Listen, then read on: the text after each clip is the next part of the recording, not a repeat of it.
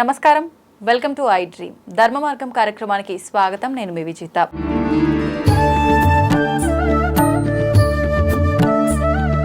ప్రస్తుతం మనతో పాటు ఉన్నారు ప్రముఖ ఆధ్యాత్మికవేత్త వైవిఎస్ఎస్ గిరిరావు గారు. ఇప్పుడు వారితో మాట్లాడి మరిన్ని విషయాలు తెలుసుకునే ప్రయత్నం చేద్దాం. నమస్కారం అండి. నమస్తే అమ్మా.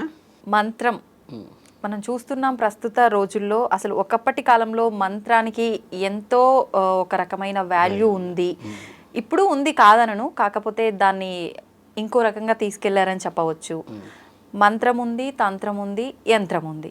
ఈ యంత్రం పెడితే ఇది అవుతుంది, తంత్ర పూజలు అని చెప్పి రకరకాలుగా వింటున్నాం.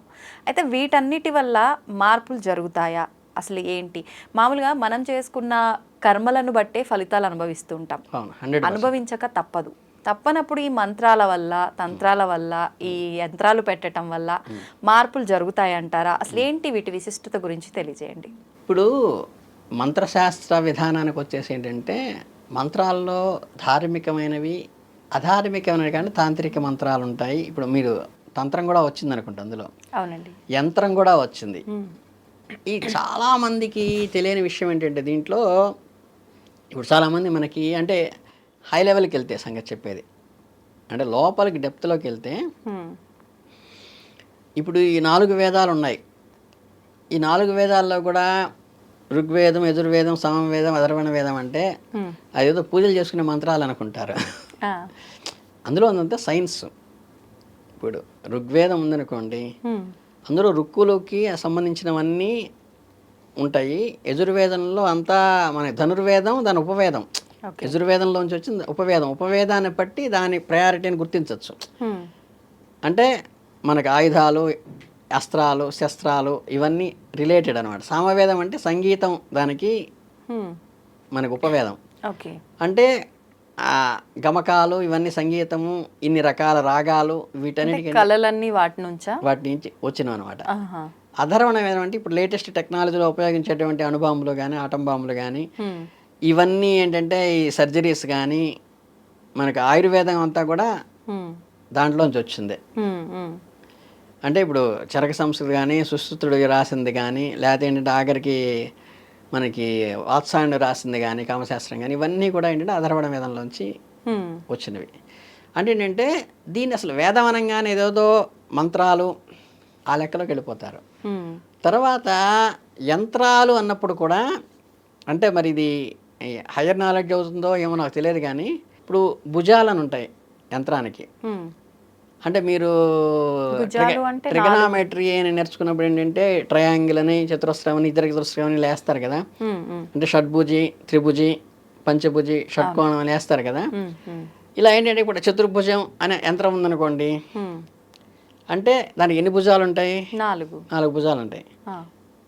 అన్నప్పుడు ఏంటంటే ఆయనకి 4 చేతులు ఉంటాయి. యంత్రంలోకి వస్తే దానికి ఎన్ని యాంగిల్స్ ఉన్నాయి, ఎన్ని ముఖాలు ఉన్నాయి, సహస్రముఖుడు అంటే ఏంటంటే యంత్రంలో ఉన్న దాన్ని ఏంటంటే మీకు పిక్చరైజేషన్ చేసుకునేసరికి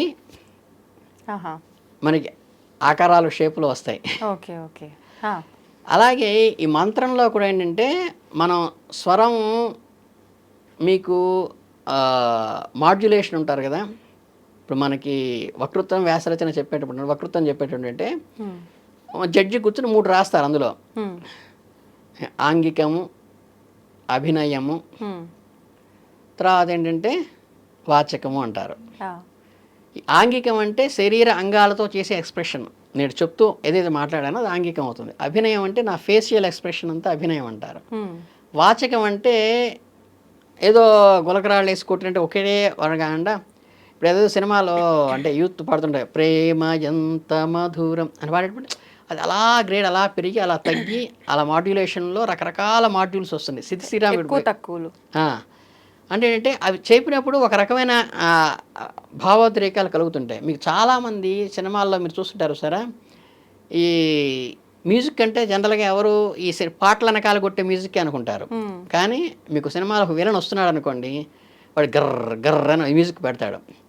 మీకు తెలియకుండానే మళ్ళీ ఆ విలన్ ఎంటర్ అయినప్పుడు ఆ మ్యూజిక్ పెట్టంగానే లోపల అంతకుముందు ఏదైతే వాడు హింస చేశాడో, లేకపోతే భయపెట్టాడో, ఏదైతే పైశాచికంగా చేశాడో, జస్ట్ ఆ మ్యూజిక్ని ఇక్కడ రీప్లేస్ చేస్తాడు. రెండోసారి ఆ విలన్ సూట్ వేసుకుని కారులోంచి దిగినా కానీ గర్ర గర్ర అదే మ్యూజిక్ పెట్టగానే వెంటనే ఆడియన్స్కి ఆ ఎమోషన్ వస్తుంది. అంటే జువాలజీలో పావులావ సూత్రం అని ఉంటుంది. ఒక్క పిల్లని తీసుకొచ్చి రోజు దానికి ఆహారం పెట్టి ఒక గంట కొడతాడు. అంటే ఏంటంటే అది అలవాటు చేసిన తర్వాత అది గంట కొట్టంగానే దానికి లాలాజలం ఊరుతుంది. అలా ఏంటంటే ఆ సిమిరల్గా అట్లాగే స్వరంలో ఏంటంటే ఈ అచ్చుతగ్గులను బట్టి కూడా మీకు కోపంగా ఒకసారి మీ నాన్నగారు అరిచారనుకోండి, కళ్ళమ్మ నీళ్ళు వచ్చేస్తాయి. అవును. విసుగ్గా అరిచారనుకోండి, అదే ప్రేమగా లాలిత్యంగా మాట్లాడారనుకోండి, అంటే మాటల్లోనే అంటే భౌతికంగా మీరు మంత్రశాస్త్రాన్ని పక్కన పెట్టండి, భౌతికంగా క్రోధంగా మాట్లాడా, ప్రేమగా మాట్లాడా, పుల్ల విరిచినట్టు మాట్లాడా, ఒక మాట ద్వారా మీ ఎంటైర్ ఎమోషన్ని ఒక అరగంట గంట డామినేట్ చేస్తున్నాం. అంటే నేను పుల్ల విరిచినట్టు మీతో మాట్లాడితే ఏంటి ఆయన అలా మాట్లాడారు అని అనీజీగా ఫీల్ అవుతారు. మీరు ఏ పనిలో ఉన్నా పని ఆపేసి ఒక అరగంట మీకు పోతుంది. బాగా ఎఫెక్షన్గా తల్లి తండ్రి మానమ్మ వీళ్ళు మాట్లాడి గట్టిగా చికాకు పట్టి తిట్టారనుకోండి, అరగంట దాకా మళ్ళీ వాళ్ళ దగ్గర సారీ చెప్పుకుని మళ్ళీ కలిసి మాట్లాడేదాకా కూడా ఏంటంటే అది వెలితిగా ఉంటుంది. అలాగే కొంతమంది చాలా అఫెక్షన్గా మాట్లాడంగానే అది చక్కగా మెమరీ అలా ఉండిపోతుంది. అంటే దీన్నే మంత్రంలో ఇచ్చేటువంటి ఎమోషన్ అది. కనుక మంత్రం దానికి ఉపయోగపడుతుంది. అట్లాగే ఈ తంత్రంలో వచ్చేసరంటే అస్త్రశస్త్రాలు అని ఉన్నాయి కదా. జనరల్గా అస్త్రానికి శస్త్రానికి డిఫరెన్స్ తెలుసా మీకు? అస్త్రము శస్త్రం అంటే శస్త్రచికిత్స అంటారు. మరి శస్త్రచికిత్స మీన్స్ ఏంటి? డిసెక్షన్ చేయడం. శస్త్రచికిత్స అంటే మన జువాలజీలో మేము బొద్దింకల్ని వానపాముల్ని కట్ చేసాం కదా, ఆ శస్త్రచికిత్స అంటారు అన్నమాట దాన్ని. శస్త్రము మీన్స్ ఏంటంటే ఒక ఆయుధం, మనకి డిసెక్షన్ బాక్స్లో ఉండే ఒక ఆయుధం, కత్తులు కటార్లు కటింగ్ బ్లేడ్లు ఇవన్నీ ఆయుధాలు అన్నమాట. ఇవన్నీ ఏంటంటే శస్త్రం. అస్త్రం అంటే ఏంటంటే అక్కడ ఆయుధం ఏమి ఉండదు. మీకు మహాభారతం చూసినప్పుడు ఒక దర్భపులతో మంత్రం ద్వారా ఒక ఆయుధంలా వెళ్తుంది యుద్ధాలు అయ్యేటప్పుడు. ఎగ్జాక్ట్లీ. ఓకే. అంటే ఏంటంటే మంత్ర ద్వారా చేతిలో పట్టుకున్న బాణంలో కానీ, చేతిలో పట్టుకున్న దర్భలో కానీ, చేతిలో పట్టుకున్న శూలంలో కానీ ఇది ఉట్టి శస్త్రమే. అవును. దీంట్లో ఏం పవర్ ఉండదు. అది ఫిజికల్గా వెళ్ళి ఒక ఎంత గాయం చేయాలో ఫిజికల్గా అంతే గాయం చేస్తుంది. కానీ అస్త్రాన్ని దాని మీద ఆవాహన చేసినప్పుడు ఏమవుతుందంటే అది రిమోట్ శాటిలైట్ని ఎక్కడో కూర్చొని ఇక్కడ నొక్కితే అది తిరగటం, ఓపెన్ కావటం, రన్ కావటం, స్కైలా వచ్చి పడిపోతుందంటే దాన్ని ఇక్కడి నుంచి కంట్రోల్ చేసి సముద్రంలో పడేట్టు చేయటం, అది చూడటానికి ఫిజికల్గా ఇంతే ఉంటుంది. అక్కడ శాటిలైట్ని ఎక్కడో గ్రహాంతరంలో ఉన్న శాటిలైట్ని కంట్రోల్ చేస్తుంది. ఇక్కడి నుంచి నొక్కితే మనకి టీవీ ఆన్ అవుతుంది. అలా పనిచేసేది అస్త్రం. ఓకే. అర్థమైందా? మనం వెళ్ళి స్విచ్ వేస్తే వచ్చేది శస్త్రం. ఇక్కడి నుంచి రిమోట్ నొక్కితే ఆ ఛానల్స్ అన్ని మారిపోయేది అస్త్రం. ఓకే. ఇది భౌతికంగా ఏంటంటే మనకి అర్థం కావటం కోసం పెట్టినటువంటి. అందుకని ఏంటంటే మంత్రశాస్త్రంలో ఈ అనుదాత్త ఉదాత్తాలు ఉద్ఘాత స్వరంలో పిలవటం ఇవన్నీ ఏంటంటే ఆ ఎమోషన్ ఆటోమేటిక్గా అందులో వస్తుంది. వాటికి ఏంటంటే ప్రతిదానికి మంత్రాలకి ఖచ్చితంగా ఫలితాలు వస్తాయి. మీరు జనరల్గా షార్ప్గా ఇప్పుడున్న తరంలో అడిగే క్వశ్చన్ ఏంటంటే, అంటే ఇవన్నీ తెలియక శాస్త్రం లోపలికి వెళ్ళక భౌతికంగా వినటం వల్ల ఏంటంటే ఇప్పుడు మంత్రానికి పవర్ ఉంటుందంటారు కదా, మంత్రాలకు చింతకాలు రాలుతాయా, ఇప్పుడు మరి మీరు చేస్తే అవన్నీ పనిచేయటం లేదు కదా అన్నారు. దానికి భాగవతంలో మీకు క్లియర్గా ఇండికేషన్ ఏంటంటే ఈయన ద్రోణాచార్యుడు కొడుకున్నాడు అశ్వత్థామని. అంటే బ్రాహ్మణుడు అంటే కొన్ని వాడికి నియమాలు ఉంటాయి. అంటే మిగతా వాళ్ళకు ఉన్నటి నియమాల కంటే వీడికి ఇప్పుడు మనకి కాగ్నిజబుల్ నాన్ కాగ్నిజబుల్ అఫెన్స్ అని లాలో చెప్పినట్టు ఏంటంటే బయటవాడు చేస్తే ఉండే శిక్షకిను దాన్ని సంరక్షించేవాడు చేస్తే ఎక్కువ వేస్తారు శిక్ష. అలాగే ఈయన ఏం చేస్తాడంటే ఉప పాండవుల మీద బ్రహ్మాస్త్రాన్ని ప్రయోగిస్తాడు. ప్రయోగించినప్పుడు అంటే అరే మనకి ద్వాపర యుగంలోనే, కలియుగం ఇంకా స్టార్ట్ కాలేదు, ద్వాపర యుగంలోనే ఒక సద్బ్రాహ్మణుడు గురుపుత్రుడు ఇలా చేశాడు అంటే విఘ్నత మరిచి రేపు పొద్దున రాబోయే కలియుగంలో అసలు ఈ మినిమం కామన్ సెన్స్ ఉండదు, వాళ్ళకి సెల్ఫ్ కంట్రోల్ ఉండని వాళ్ళకి ఈ మంత్రాలన్నీ ఇలాగే ముందుకు ఫార్వర్డ్ చేస్తే ఇంకా ఏముండదు. ఈ మంత్రశాస్త్రం ఉండే అస్త్రాలన్నీ కనుక ఇప్పుడు ఉన్నాయంటే ఇంక ప్రపంచంలో మనిషి ఎవడు బతికొండడు. అందుకని ఏంటంటే అప్పుడు శ్రీకృష్ణ పరమాత్మ ఈ రోజు నుంచి మంత్రాలు పనిచేయకుండా ఆపేస్తున్నానని ఇతిహాసంలోనే ఉంది మనకి. అది మళ్ళీ భాగవతం కూడా పుక్కుటి పురాణం అంటారేమో మీరు. డాక్టర్ ఎక్రాల వేదవ్యాస గారని ఆయన అస్ట్రానామికల్ డేటింగ్ ఆఫ్ మహాభారత వారని పిహెచ్డి చేశారు. ఓకే. అంటే మహాభారతం అనేది ఉంది, వీళ్ళందరూ లైవ్ క్యారెక్టర్సు, ఇది ఇతిహాసమే తప్పితే కథ కాదు, పుక్కిట పురాణం కాదు, ఇది చరిత్ర, మనకి హిస్టరీ ఎలాగో హిస్టరీ అని చెప్పి ప్రూవ్ చేసి పిహెచ్డి తీసుకున్నారు ఆయన. Okay okay. ఈ భాగవతంలో ఉన్న అంశం ఏంటంటే ఈ మంత్రాలకి ఈ రోజు నుంచి అశ్వత్థామ బ్రహ్మాస్త్రం వేసిన ఈ రోజు నుంచి మంత్రాలు ఈ రోజు నుంచి పనిచేయవు. మీకు ఆ తర్వాత భాగవతంలో స్టోరీస్ అన్నా తీసుకుంటే ఎక్కడా శస్త్రం ఉండదు, శస్త్రం ఉంటుంది కానీ అస్త్రం ఉండదు. ఆ రోజు నుంచి ఆ భాగవతంలో ఆ పర్వం నుంచి అన్నీ మామూలుగా ఫిజికల్గా అటాక్ చేసుకోవడం, ఫిజికల్గా కొట్టడం, చంపడం ఉంటుంది తప్పితే అస్త్రాలని ఆ రోజు నుంచి పనిచేయడం అయిపోయినాయి. ఇప్పుడు ఎందుకు పనిచేయట్లేదంటే కారణం ప్రామాణికం అది. ఓకే. ఇది తెలియక దాన్ని ఏదో మసిపూసి మారేడికా చేయాలని దాన్ని కప్పి పెట్టాలని చెప్పేసి, లేదు అంత శాస్త్రోక్తంగా ఇప్పుడు పాడేవాళ్ళు ఎవరున్నారు, అంత సుస్వరంగా చదివేవాళ్ళు ఎవరున్నారు, అందుకు పని చేయట్లేదు అంటారు. కానీ ఏంటంటే ఇవన్నీ ఇప్పుడు మంత్రాలన్నీ ఇప్పుడు వేదాలన్నీ నేర్చుకుంటున్నారు కదా, 8 సంవత్సరాలు 9 సంవత్సరాలు నేర్చుకుంటున్నారు వేద పాఠశాలలో.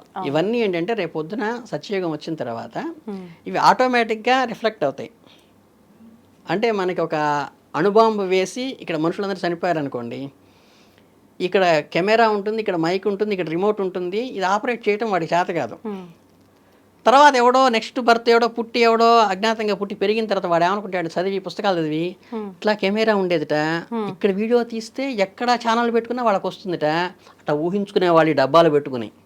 మనం అస్త్రాల గురించి ఇప్పుడు ఎలా అనుకుంటున్నామో, ఒక క్రిమిబాంబు పడి అంటే ఏంటంటే మన ఇన్ఫ్రాస్ట్రక్చర్ పోకూడదు కదా, ఇప్పుడు అంతా టెక్నాలజీ ఏమొచ్చిందంటే ఇన్ఫ్రాస్ట్రక్చర్ పోకూడదు, మనుషులందరూ చచ్చిపోవాలి. పోయి మళ్ళీ వీళ్ళు రీబర్త్ అయ్యేసరికి టెక్నాలజీ అనేది తెలియక శాటిలైట్ అనేది ఉంటుందని ఇక్కడి నుంచి ఈ షార్ సెంటర్లో ఈ కంప్యూటర్లన్నీ పెట్టుకుని ఇవి నొక్కితే అక్కడ పనిచేస్తున్న ఊహించుకునేవాళ్ళు, ఊహించుకుని భావించుకుని చేసుకునేవాళ్ళు అని అప్పుడు అనుకుంటారు. కానీ జస్ట్ అందులోకి మళ్ళీ కరెంటు ప్రసారం చేసి ఈ సాఫ్ట్వేర్ అంతా అప్లోడ్ చేయగానే ఆటోమేటిక్గా అవన్నీ పనిచేస్తాయి. అవును.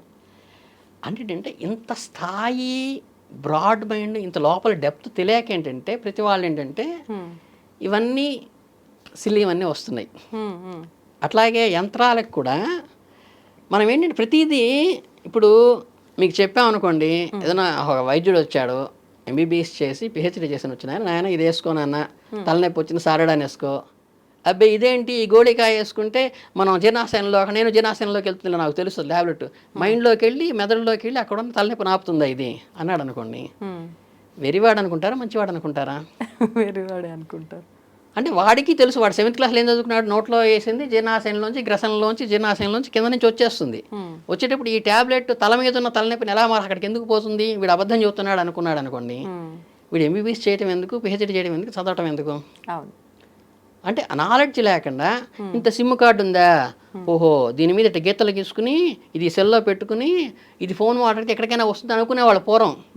అనుకున్నాడు అనుకోండి, నేను చెప్పినట్టు క్రీమ్ బాంబు పడిన తర్వాత మనకు నవ్వు వస్తుందా రాదా? ఇప్పుడు అదే యంత్రాన్ని ఇప్పుడు యంత్రంలో ఎలా అయితే గీతలు ఉన్నాయో, ఎలా అయితే రాగిరేకి పెట్టున్నారో అదే సిమ్ కార్డులో పెడితే పనిచేస్తుందని నమ్ముతున్నావు నువ్వు. కారణం ఏంటి? అది ఇంప్లిమెంట్ అయితే కానీ నీకు ఆ భావన నీ దాకా వస్తే కానీ ఆ నొప్పి తెలియదు. ఇప్పుడు మనం ఏం చెబుతాం, నాన్న తప్పు నాన్న, సింహం జూలోకి వెళ్ళినప్పుడు దూరంగా ఉండాలి, సింహం కొరికి తినేస్తుంది. ఎక్కడ బామ్మ అది ఎప్పుడు కూడా చక్కగా వాళ్ళది కేజీతో తీసుకొచ్చేస్తారు, బకెట్తో వాళ్ళు తీసుకొచ్చి మాంసం ముక్కలు వేస్తారు, తింటుంది. మనిషిని ఎక్కడ తింటుంది? ఎప్పుడు ఎవరు తలకాయ పెట్టి చూడంగా, నేను తరకు చూడ పుట్టి 20 ఏళ్ళు అయింది, నేను ఒకసారి తలకాయ పెట్టి చూస్తా అన్నాడు అనుకోండి, వాడి ఇష్టం, మనం ఏం చేయాలి? ఎక్కడ ఉంటాడు అప్పుడు చూడడానికి? అంటే ప్రతిదీ ప్రాక్టికల్గా రాదు. అర్థమైందా? శాటిలైట్లో ఇలా పోతుందని షార్వాడ్ చెప్తే మనం నమ్మాలి. అంటే సైన్స్కి ఎలా వస్తుందంటే అది అంటే విజ్ఞత లేకపోవటం వల్ల, ఇప్పుడు ఈరోజు అన్నిటికన్నా చిన్నది పరమాణువే, దాన్ని మించి ఇంక డివైడ్ చేయడానికి కుదరదు అని చెప్పాడు అనుకోండి, ఆయనకి నోబెల్ ప్రైజ్ ఇవ్వాలి. తర్వాత ఇంకొకటి వచ్చి లేదు పరమాణువులో కూడా ఎలక్ట్రాన్లు, న్యూట్రాన్లు, ప్రోటాన్లు ఉంటాయని చెబితే వాడికి నోబెల్ బహుమతి ఇవ్వాలి. అంటే వీడు చెప్పింది తప్పని కాదు, వాడు చెప్పింది తప్పని కాదు, ఇంకా సైన్స్ ముందుకు వెళ్ళింది అనేది. అంటే ఆ నాలెడ్జ్ తెలిసిన వాడికి, ఆ సిస్టమ్ తెలిసిన వాడికి, ఆపరేషన్ తెలిసిన వాడికి, ఇప్పుడు ఎందుకు మన కొత్తగా సినిమా హాల్స్లో వస్తేనే ఎదురుగా నుంచుంటే నీళ్ళు వస్తాయి, అది తెలియదు అనుకోండి, అంటే దాన్ని ఉపయోగించడం తెలియని వాడికి వచ్చేటువంటి సమస్యలు. అందుకని మంత్రశాస్త్రం అనేది పర్ఫెక్ట్గా ఉంది.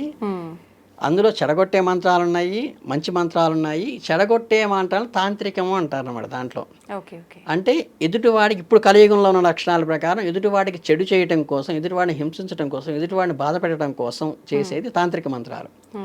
సాత్విక మంత్రాలు ఏంటంటే మనకి మనం దేశ రక్షణ కోసం, దేశ సౌభాగ్యం కోసం, 10 మంది మంచి కోసం చేసే సాత్విక మంత్రాలు. యంత్రాలు కూడా అలాగే ఇప్పుడు శ్రీచక్రం అక్కడ పెట్టారు, పెట్టిన తర్వాత ఇంత వచ్చింది, కదలకుండా కూర్చుంటే ఇన్ని కోట్ల డొనేషన్లు వస్తున్నాయి, ఇన్ని ఆస్తులు వస్తున్నాయి అన్నారనుకోండి, అది ఫిజికల్గా మీకు ఎక్కడ కనిపించదు. మీరు ఎంత తాపత్రయ క్యాలిక్యులేట్ చేసినా ఏం చేస్తున్నాడు కనిపించదు. ఇప్పుడు ఎంతెందుకు మీకు లౌకికంగా మీరు వెంకటేశ్వర స్వామి చూసారా తిరుపతిలో? ఆయన ఏదన్నా క్యాన్వాసింగ్ చేస్తూ, ఎదురు వాళ్ళకి డబ్బులు ఇస్తూ, వాళ్ళని కన్వర్ట్ చేస్తూ, ప్రచారం చేస్తూ, నా దగ్గరికి రండి అని చెబుతూ, ఇప్పుడు ఈ రాజకీయ నాయకులు చెప్పినట్టుగా ఏమన్నా చేసుకుంటున్నారా? చేయట్లేదుగా. అస్సలు కదలటలేదు, మదలటలేదు, చిరునవ్వు నవ్వుతాడు నుంచుని ఉన్నాడు. కొన్ని లక్షల మంది, కోట్ల మంది ఎందుకు వచ్చి చూస్తున్నారు? అక్కడ యంత్రం ఉందిగా, ఆకర్షణ యంత్రం లేదంటారా? ఉంది. దాంతోపాటు భగవత్ శక్తి కూడా ఉంది. ఈ హుండీకేమో యంత్రశక్తి ఉంది, భగవంతుడి భగవత్ శక్తి ఉంది. అర్థమైందా? ఇదేంటంటే మనం విజ్ఞతతో ఆలోచిస్తే వచ్చేది. అర్థమవుతుంది. అందుకని మంత్రము, యంత్రము, తంత్రం అంటే తాంత్రికమైనటువంటి ఈ తాంత్రికమైన పూజలు ఇప్పుడు అఘోరాలని చాలామంది వస్తున్నారు ఇప్పుడు లేటెస్ట్గా. ఇవి వచ్చేవాళ్ళు ఏంటంటే సమాజ శ్రేయస్సు కోసం కాదు, తాంత్రికం అంతా కూడా సమాజ శ్రేయస్సు కోసం కాదు. ఇప్పుడు మనకి చేతబడులు కానీ ఇవన్నీ కూడా ఉన్నాయి, ఇప్పుడు లేవు. ప్రజెంట్ ఎక్కడో కేరళలో నార్మల్ ప్రదేశాలు ఎక్కడెక్కడో ఉన్నాయి, కానీ ప్రజెంట్ అయితే ఇవన్నీ కూడా శాస్త్రంలో ఉన్నాయి. అందులో ఎక్కడ మొహమాట పడాల్సిందేం లేదు. ఇవన్నీ కూడా పర్ఫెక్ట్గా పనిచేస్తాయి. ఆ పని చేయకపోవడానికి కారణం ఏంటి, పని చేసే కారణం ఏంటి, ఏది దేనికి పని చేస్తుంది అనేది కూడా డీటెయిల్డ్గా ఉంది. అది ఆ నాలెడ్జ్ వీడికి వచ్చినప్పుడు, ఆ శక్తి వచ్చినప్పుడు దాన్ని వీడు ఆపరేట్ చేయగలుగుతాడు. ఆపరేట్ చేసినప్పుడు నమ్ముతాడు. ఆపరేట్ చేసే అర్హత వీడికి రావాలి. ఫస్ట్ పాయింట్ ఏంటంటే ఇక టీ బంక్ వాడు కూడా సలహా ఇస్తాడు, 6 కొట్టుంటే బాగుండేదండి టెండూల్కర్. వాడు ఎంత ఎనర్జీ పెట్టి ఎన్ని సంవత్సరాలు డే టు డే 5-6 గంటలు పనిచేస్తే వాడికి వచ్చింది. హైకోర్టులో ఆ లాయర్ గారు ఇలా వాదించలేదండి, వేస్ట్ చేశాడు. వీడు LLB కూడా చేసి ఉండడు. నువ్వు LLB చేసి నువ్వు బార్ కోర్టులో ఎంటర్ అయ్యి నువ్వు 4 కేసులు వాదించి గెలిస్తే అది ఎంత కష్టమో అక్కడున్న సిచ్యుయేషన్లో నీకు అర్థమవుతుంది. అంటే వితౌట్ క్వాలిఫికేషను నీకు ఏ అర్హత లేకుండా రాయటం ఈజీ. ఆ అర్హత సంపాదించి అందులో సాధన చేసి దిగి, అంటే జ్యోతిష్యాన్ని కామెంట్ చేసే ప్రతివాడు ఏ రోజు LLB MA ఆస్ట్రాలజీ కూడా చేసి ఉండడు. ఆఫ్టర్ ఆల్ యూజీసీ అప్పుడైనా 2 సంవత్సరాల పీజీనే నువ్వు చేయలేని వాడివి, నువ్వు జ్యోతిష్యాన్ని నువ్వేం కామెంట్ చేస్తావు? 3 సంవత్సరాలు LLB చదివిన వాడు కూడా లాని కామెంట్ చేస్తాడు. పొలిటీషియన్గా కనీసం 10 ఏళ్ళు కూడా దాంట్లో ఉండని వాడు పాలిటిక్స్ని కామెంట్ చేస్తాడు. అంటే ఏముందిలేండి, వాళ్ళు ఏదో అడుగుతుంటారు, వీళ్ళు ఏదో చెబుతుంటారు, బ్రహ్మాండంగా వ్యూస్ వస్తాయి, డబ్బుల కోసం చేస్తుంటారు ఛానల్ వాళ్ళు. నువ్వు ఒక్క యూట్యూబ్ ఛానల్ పెట్టి 2000 మంది సబ్స్క్రైబర్ సంపాదించాలంటే ఎంత కష్టం నువ్వు పెడితే నీకు అర్థమవుతుంది. ఇది ఏంటి, ఏమీ చేయకుండా ఒళ్ళు బతకం కూర్చొని రాయటం ఈజీ. అంతే. ఈ మినిమం అర్హత లేని వాళ్ళందరూ మాట్లాడే మాటలు కానీ ప్రతి దాంట్లో దాని లెక్క దానికి అర్థం ఉంది. నిజంగా ఏం చెప్తున్నారా అనుకున్నా మీరు ముందు ఎగ్జాంపుల్గా చెప్తుంటే, కానీ మొత్తానికి చాలా చక్కగా వివరించారు, అందరికీ అర్థమయ్యే పద్ధతిలో. ధన్యవాదాలండి. చాలా సంతోషం అమ్మా.